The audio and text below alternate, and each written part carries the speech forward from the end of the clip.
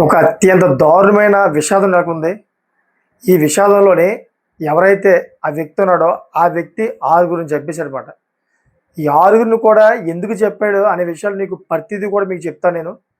Pin to pin, point to point చెప్తాను. ఎందుకంటే ఈ ఆరుగురిని చంపడానికి ప్రధానమైన కారణం తెలిస్తే 100% మీరు తీవ్రమైన భయభ్రాంతులకు గురవుతారు.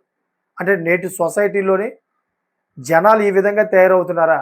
మనుషుల దగ్గర మానవత్వం కరువైపోతుందా? అని చెప్పేసి ఒక ఆలోచన మీకు గుండెల్లోనే ఏర్పడుతది. సో, ఆ విషయాలన్నీ కూడా మీకు pin to pin, point to point చెప్తాను. మీకు ఒక క్లారిటీ వచ్చేస్తుందన్నమాట. సో, అసలు ఏం జరిగిందంటే, ఒక గ్రామంలో చక్కగా ఒక కుటుంబం జీవిస్తా ఉంది. ఆ కుటుంబం ఎవరిది? ఇతనిదే మాట. ఇతను జులాయిగా తిరుగుతూ ఒక అమ్మాయినైతే ప్రేమించాడు. ఇలా ప్రేమించిన క్రమంలోని ఇద్దరు కూడా పెళ్లి చేసుకున్నారు. పెద్దలు నిశ్చయించారు. సర్లే ఇద్దరు ప్రేమించుకున్నారు కదా! అని చెప్పేసి పెళ్లి చేసేశారు.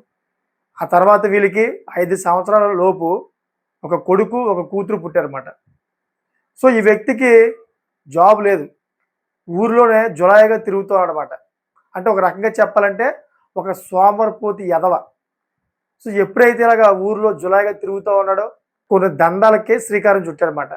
కొన్ని దందాలంటే ఏంటనుకున్నారు మీరు? ఏదైనా వివాదాలుంటాయో, లేకపోతే ఎవరైనా డబ్బులు అడిగినప్పుడు డబ్బులు ఇవ్వకపోతే ఆళ్ళ మీద దాడి చేయడం. ఎలాగంటే ఒక గూండాగిరి చేస్తూ లోకల్‌గా ఒక గూండా కింద తయారవుద్దని చెప్పేసి ఒక మనసులోని ఏర్పడిపోయింది అతనికి.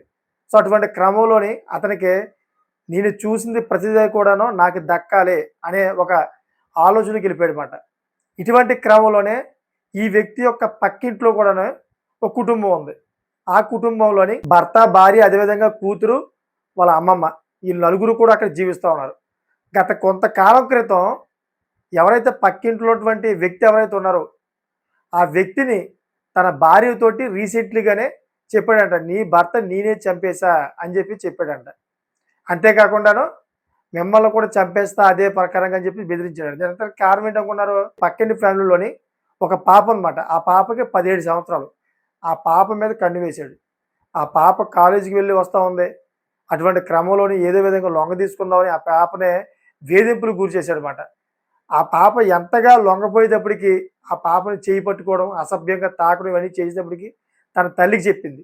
తల్లికి చెప్తే తల్లి ఏం చేసిందంటే పోలీస్ స్టేషన్‌లో కంప్లెయింట్ చేసింది. కంప్లెయింట్ చేసిన తర్వాత పోలీసులొచ్చి ఎంక్వైరీ చేసి అతని మీద ఫోక్సో చట్టం ఏదైతే ఉందో ఆ ఫోక్సో చట్టం పెట్టి తీసుకెళ్ళి జైల్‌లో వేశారన్నమాట. ఎప్పుడైతే ఇలా జైల్‌లో వేశారో తన కట్టుకున్న భార్య ఉంది కదా! తన కట్టుకున్న భార్య కూడా చీకొట్టిందన్నమాట. నన్ను ఆల్రెడీ ప్రేమించావు. ప్రేమించిన తర్వాత మళ్ళీ ఆ పిల్లని నువ్వు ఇలాగ పట్టుకుంటావా? నీకసల మానవత్వం లేదు. నువ్వు మనిషివి కాదు. మానవ మృగం నువ్వని చెప్పేసి తన భార్య కూడా చీకొట్టి ఇద్దరు పిల్లల్ని తీసుకొని ఆవిడ కూడా వెళ్ళిపోయింది. ఎప్పుడైతే తన భార్య, పిల్లలు వేరుపాటైపోయారో వీళ్ళేమో పోక్సో కేసు కింద పెట్టి జైలుకి పంపించారు. ఈ మధ్య కాలంలోనే ఒక బెయిల్ రూపంలో అయితే బయటకొచ్చాడన్నమాట. అది కూడా కొన్ని రోజులకే మాట అది. అది పూర్తి బెయిల్ కాదది. ఆ బెయిల్ రూపంగా బయటకొచ్చాడు కదా! ఈ బయటకొచ్చిన తరుణంలోనే రాత్రి 11 గంటలకు స్టార్ట్ చేసాడండి. రాత్రి 11 గంటలకి ఎవరైతే పక్కింట్లో ఫ్యామిలీ ఉన్నారు కదా! తల్లి, కూతురు, వాళ్ళ అమ్మమ్మ ఈళ్ళు ముగ్గురిని కూడా చంపేసాడన్నమాట. ఏ విధంగా అంటే ఫస్టు తల్లిని చంపాడు. ఆ తర్వాత వాళ్ళ అమ్మమ్మని చంపాడు. ఎవరైతే పాప ఉంది కదా! ఈ పాపను మాత్రం అక్కడ చంపలేదు. ఎందుకంటే ఆ పాప మీద ఇతనికి కోరికుందన్నమాట. ఈ పాపని ఏం చేశాడంటే ఈ పాపని తను ఏసుకొచ్చిన కారులో ఎక్కించుకొని 3 కిలోమీటర్ల దూరం వెళ్లి ఆ 3 కిలోమీటర్ల దూరం దగ్గర తీసుకెళ్ళి నిర్మానుష్య ప్రదేశంలోనే అత్యంత దారుణంగా అత్యాచారం చేసి ఆ పిల్లనైతే విచక్షణారహితంగా అయితే కత్తితో పొడిచి చంపేశాడు. ఇక్కడికి ఎన్నయినయి? ముగ్గురు హత్య చేశాడు కదా! ఆ తర్వాత అక్కడి నుంచి డైరెక్టర్‌గా బయలుదేరాడు ఎక్కడికి? వాళ్ళ భార్య అదేవిధంగా పిల్లలు. వీళ్ళ ముగ్గురిని కూడా అత్యంత దారుణంగా కత్తితో పొడిచి చంపేశాడు. ఎవరైతే పాప ఉంది పాపను అక్కడ అత్యాచారం చేసి చంపేసి డైరెక్టర్‌గా తన భార్య, పిల్లల దగ్గరికి వెళ్లి మొత్తం అందరిని కూడా చంపేశాడన్నమాట. చంపేసిన తర్వాత డైరెక్ట్‌గా వాళ్ళ తల్లి, తండ్రికి ఫోను చేసి, ఈ విధంగా అయితే ఆరుగురిని నేను చంపేశాను అని చెప్పి వాళ్ళకి ఇంటిమేషన్ ఇచ్చి అక్కడి నుంచి అయితే పరారైపోయాడు. ఆ తర్వాత పోలీసులు మొత్తం అంతా ఎంక్వైరీ చేశారు. స్థానికులందరూ కూడాను భయభ్రాంతులకు గురయ్యారు. మొత్తం పోలీసులకి వివరించారు. ఈ విధంగా అయితే తన మీద ఫోక్సో చట్టం అయితే పెట్టారు. ఈ మధ్యనే రీసెంట్‌గా అయితే అతను బెయిల్ మీద వచ్చాడు. అయితే జైల్లోని అతను వీరి మీద విపరీతంగా కక్ష పెంచుకొని ఉంటాడు. ఎందుకంటే అంతకుముందు అతని బ్యాక్‌గ్రౌండ్ చాలా చండాలంగా ఉండేది. ఒక రౌడీగా, ఒక గూండాగా తిరిగేవాడు. తను అనుకున్నదే 100% అయిపోవాలని చెప్పేసి ఒక ధీమాలో ఉండేవాడు. అదే ఇప్పుడు వీళ్ళందరిని కూడా చంపడానికి ఒక కారణమైంది. ఎందుకంటే ఎవరైతే ఈ అమ్మాయి ఉందో, ఈ అమ్మాయి నాదనుకున్నాడో, తన మీద కోరిక తీర్చుకోవాలనుకున్నాడో, అయితే వీళ్ళు తన మీద ఫోక్సో చట్టం పెట్టేటప్పటికి రగిలిపోయి జైల్లోనే ప్లాన్లు గట్ట చిత్రీకరించి ఏదో విధంగా అయితే వీళ్ళు అంతమొందించేయాలని చెప్పి బెయిల్‌తో బయటకొచ్చి ఆ తర్వాత వీళ్ళందరూ కూడా చంపాడని చెప్పి స్థానికులందరూ కూడా పూసగుట్టని చెప్పారన్నమాట. సో, ఇప్పుడైతే పోలీసులు అతని గురించి విస్తృతంగా అయితే గాలింపులు చేపట్టారు. ఎక్కడ ఉన్నాడని చెప్పి చర్యలు పెట్టారు. ఇదంతా కూడా ఎక్కడ జరిగిందంటే హైదరాబాదు నియరెస్ట్ ఏదైతే రంగారెడ్డి జిల్లా ఉందో ఈ రంగారెడ్డి జిల్లాలో జరిగింది. ఈ రంగారెడ్డి జిల్లాలో జరిగిన విషయం మొత్తం 2 రాష్ట్రాలు మొత్తం కూడా విపరీతమైన చర్చనీయాంశమైందన్నమాట. ఎందుకంటే ఒకరు కాదు, ఇద్దరు కాదు. ఏకంగా 6గురిని చంపేశాడు.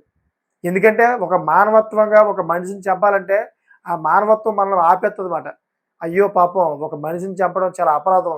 కరెక్ట్ కాదని చెప్పేసి ఒక మనిషిని ఆపుతది.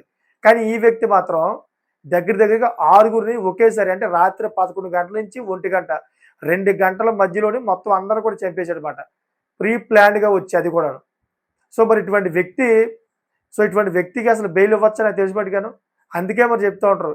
బెయిల్ కూడాను నిరాకరించడానికి ప్రధానమైన కారణం అదే. వీళ్ళకి బెయిల్ ఇచ్చిన తర్వాత బయటికెళ్ళిన తర్వాత వీళ్ళు చేసే కార్యక్రమాలు చాలా దారుణంగా ఉంటాయని ప్రధానంగా కోర్టులు కూడా వీళ్ళకి బెయిల్ ఇవ్వరమాట. సో, ఎప్పుడైతే ఇతను బెయిల్ నుంచి బయటకొచ్చాడో వీళ్ళందరూ కూడా చంపాడు కదా! చంపిన తర్వాత మొత్తం గ్రామస్తులందరూ కూడా అక్కడ ఉన్నటువంటి ప్రజలందరూ కూడా ఇప్పుడు ధర్నాలు చేస్తున్నారన్నమాట. ఎక్కడ ధర్నాలు చేస్తున్నారంటే పోలీస్ స్టేషన్ ఎదురుగా ధర్నాలు చేస్తున్నారు. ఎందుకంటే ఎవరైతే పోలీస్ స్టేషన్‌లో సీఐ అదేవిధంగా ఎస్ఐ ఉన్నారో వీళ్ళిద్దరూ సస్పెండ్ అవ్వాలి. వాళ్ళకి ఉద్యోగాలు పోవాలి. ఈ 6గురు చనిపోవడానికి ప్రధానమైన కారణం వీళ్ళే. ఎందుకంటే అతని మీద ఆల్రెడీ గూండాగిరి అదేవిధంగా చాలా కేసులు ఉన్నాయి. అంతకుముందు కూడా తన భర్త నేనే చంపానని చెప్పాడు. అతను ఏదో విధంగా ఈ కార్యక్రమానికి శ్రీకారం చుడతారని చెప్పేసి ప్రతి ఒక్కరు తెలుసు. భయభ్రాంతులుగా ఉన్నారు. అయినా కానీ పోలీసులు పట్టించుకోలేదని చెప్పి మొత్తం అందరూ కూడా పోలీస్ స్టేషన్ ముందు బైఠాయించి ఎట్టకేలకైతే వాళ్ళని మీరు సస్పెండ్ చేయాలి. సీఐని అదేవిధంగా ఎస్ఐని సస్పెండ్ చేయాలని చెప్పేసి ధర్నాలు చేస్తా ఉన్నారన్నమాట. సో, ఎందుకంటే ఈ కరుడు గట్టిన ఈ హంతకుడిని మీరు కంట్రోల్ చేయలేకపోయారు. మీరు మీ కంట్రోల్‌లో ఉంచుకోవాలి కదా! అని చెప్పేసి వీళ్ళ మీద ఒక నిఘా పెట్టాలి కదా! మీరు పట్టించుకోలేదని చెప్పేసి ఇప్పుడు రివర్స్‌గా పోలీసుల మీద ఇప్పుడు ధర్నాలు చేస్తున్నారన్నమాట. ఇప్పుడు అటు ఇటు తిరిగి పోలీసు యొక్క పీకిని చుట్టుంది ఇదంతా కూడాను. చూసారు కదా! ఎంత దారుణమైన సంఘటన నిజంగాను. ఈ సంఘటన విన్న తర్వాత నాకు తెలిసినప్పటికైతే మన 2 తెలుగు రాష్ట్రాల్లోని ప్రతి ఒక్కరు కూడా బాధపడుతూ ఉన్నారు పాపం. ఎందుకంటే ముక్కు పచ్చలారని పిల్లలు చనిపోయారు. అంతేకాకుండా ఆడవాళ్ళిద్దరు చనిపోయారు. అంతేకాకుండా ఆడవాళ్ళు ముగ్గురు చనిపోయారు. ఒక టీనేజ్‌కొచ్చిన ఒక అమ్మాయి చనిపోయిందన్నమాట. ఆ టీనేజ్‌కొచ్చిన అమ్మాయిని కూడా ఎంత దారుణంగా 3 కిలోమీటర్లు తీసుకెళ్ళి తన కారులోని అత్యంత దారుణంగా అత్యాచారం చేసి తన కోరిక తీర్చుకొని, ఆ తర్వాత అత్యంత దారుణంగా కర్కశంగా అయితే పొడిచి చంపేసి అక్కడే వదిలేసాడు. చూడండి ఒకసారి. అంటే ఒక సవాల్ విసిరాడన్నమాట సమాజానికి. నాలాంటి కరుడు గట్టిన ఎవరైతే వ్యక్తులు ఉంటారో నాలాంటి వాళ్ళకి జోలికి రాకూడదు మీరని చెప్పేసి ఒక సవాల్ విసిరాడు. మరి అటువంటి వ్యక్తిని సమాజంలో ఉంచొచ్చా? 100% అటువంటి వ్యక్తిని సమాజంలో ఉంచకూడదు. ఎప్పుడు కూడా అతను జైలు గోడలు మయంగానే ఉండాలి. ఎప్పుడు కూడా తన జీవితాంతం మొత్తం మగ్గిపోవాలన్నమాట అతను జైల్లో. ఎందుకంటే ఆడు మృగం కంటే నిజంగా నీచమైన వ్యక్తి మాట. వాడు మనిషి కాదు వాడు. మనిషి అయితే కనీసం వాడికి మానవత్వమే ఉంటది. సొంత భార్య, పిల్లలను కూడా చంపేసాడంటే మరి చూడండి ఒకసారి ఎంత దారుణంగా ప్రవర్తించాడు. సో, అందుకనే అటువంటి వ్యక్తులు జైలు గోడల మధ్య మగ్గిపోతా ఉండాలి. జీవితాంతం మొత్తం అక్కడే అనుభవించాలన్నమాట. అప్పుడే వాళ్ళకి సరైన శిక్ష అనుకోవచ్చు. నాకు తెలిసినప్పటికైతే. సో, ఈ విధంగా జరుగుతూ ఉన్నాయి. దయచేసి ప్రతి ఒక్కరు కూడా ప్రజలందరికీ చెబుతా ఉన్నాను.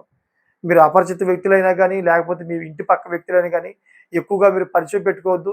ఎందుకంటే ఎవరు ఏ విధంగా ఉంటున్నారు, ఎవరు ఏ విధంగా మారిపోతున్నారు కూడా ఎవ్వరూ చెప్పలేకపోతున్నారు. ఎవ్వరు కూడా కనిపెట్టలేకపోతున్నారు. చాలా రకరకాలుగా అయితే మారిపోతూ ఉన్నారు ప్రజలు. ఇటువంటి క్రమంలోని మీ ప్రాణాలు కూడా పోవచ్చు. లేకపోతే మీ పరువు తీసి రోడ్డు మీద పెట్టేయొచ్చు. ఏదో ఒకటి జరుగుద్ది. అందుకే చెబుతాననమాట. చాలా జాగ్రత్తగా ఉండండి. ఈ సిట్యుయేషన్ ఏదైతే ఉందో, ఈ సంఘటన విన్న తర్వాత కూడా మీరు జాగ్రత్తగా లేకపోతే గనక ఇంకా దేవుడే రక్షించాలి మిమ్మల్ని. సో, చూసారు కదా! దీని మీద ఒక కామెంట్ చేయండి. ఈ కామెంట్ ఎలా ఉండాలంటే, ఈ వ్యక్తి ఈ విధంగా చేయడానికి ప్రధానమైన కారణం ఎవరై ఉంటారు? అంతేకాకుండా ఈ వ్యక్తిని నిజంగానే పోలీసులు ముందుగానే ఎందుకు ఆపలేకపోయారు? పోలీసులకు నిజంగా ఈ వ్యక్తి గురించి తెలుసా? ప్రజలు నిజంగా అక్కడ ఈ ధర్నాలు గట్టా చేస్తా ఉన్నారు కదా! ఆ ధర్నాలు చేయడానికి నిజంగా అర్థం ఉందా? పోలీసు మెడకి చుట్టుకునే విధంగా ధర్నాలు చేస్తున్నారు వీళ్ళు. నిజంగా అది కరెక్టేనా? అనే దాని మీద కామెంట్ చేయండి. మీకేమనిపిస్తే అది కామెంట్ చేయండి. అదేవిధంగా ఇటువంటి లేటెస్ట్ ఇన్ఫర్మేషన్ ఎప్పటికప్పుడు మీ ముందుకు తీసుకొస్తా ఉంటాను. నా ఛానల్ సబ్స్క్రైబ్ చేసుకోండి. Thanks for watching friends.